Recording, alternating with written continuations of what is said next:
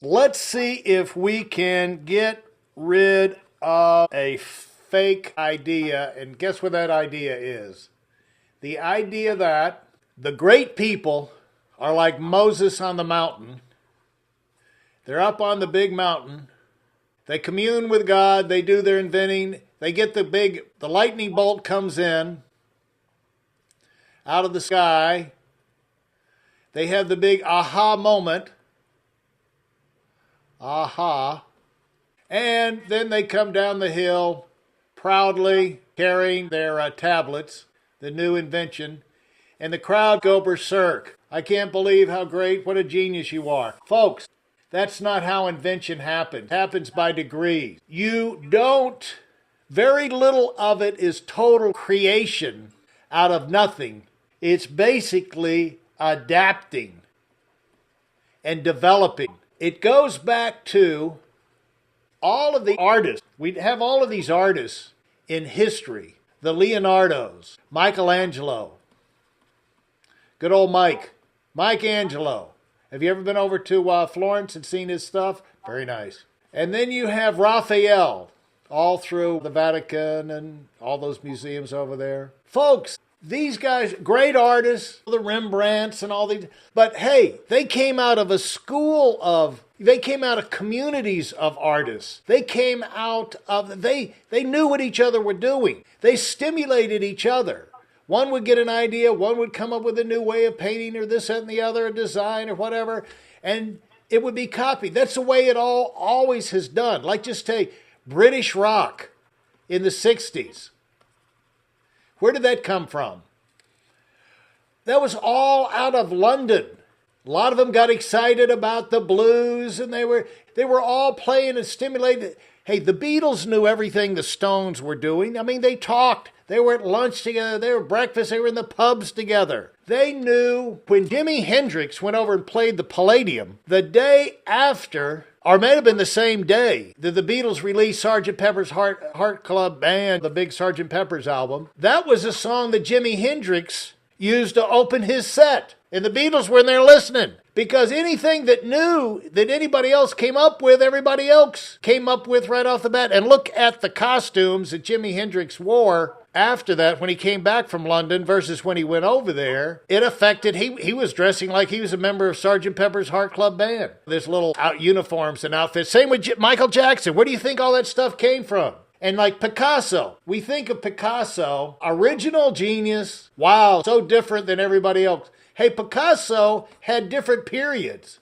Picasso was a guy, he was like corporate espionage. We say, you don't want to do it illegal and be stealing and everything, but why do you think these corporations keep up with each other? Why do you think countries have so much spying going on? They want it. Countries do it, so you don't want to be conquered by the other guy. But I mean, they know anything that comes out, they've known about for years because they have their spies everywhere. And they stay ahead of the game. But Picasso, he had an eagle eye for every different style that came along. Now, obviously, he was genius, he was complicated. Any different style, he went through his different periods, his blue period and whatever. But he would latch onto it, he would see something new, and he would make it his own. There's nothing wrong with that. It's how you progress in the world. What it is this. What it is you can't look at it as not stealing. Ideas are a dime a dozen. It's what you do with them.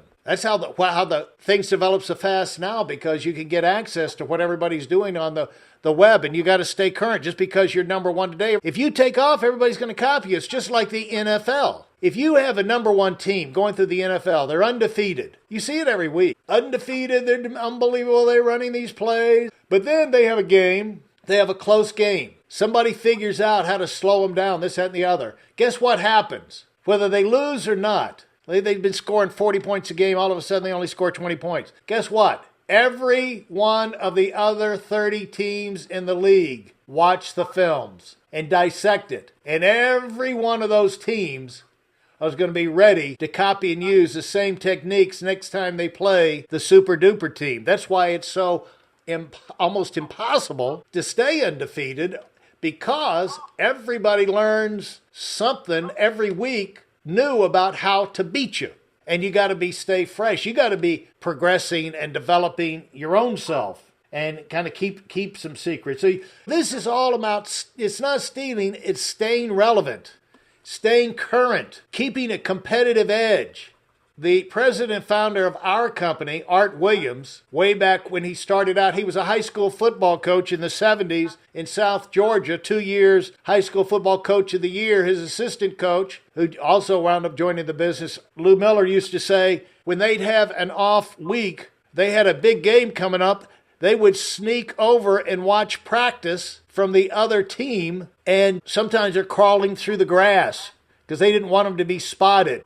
Bob Turley, when he was a pitcher with the New York Yankees, he learned how to spot tells from the opposing pitcher. From the dugout, he could tell if he's going to, what he did before he's going to throw a fastball, a curveball, or whatever. And they had a system where he could relay that to Mickey Mantle. Mickey Mantle had a competitive advantage every time he went to the bat.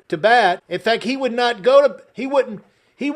hit unless Turley was in the dugout feeding him signals. And as a result, Mantle knew what was coming. Now, with most batters, maybe that didn't make much of a difference because they couldn't have hit it anyway, but that was the edge Mantle needed.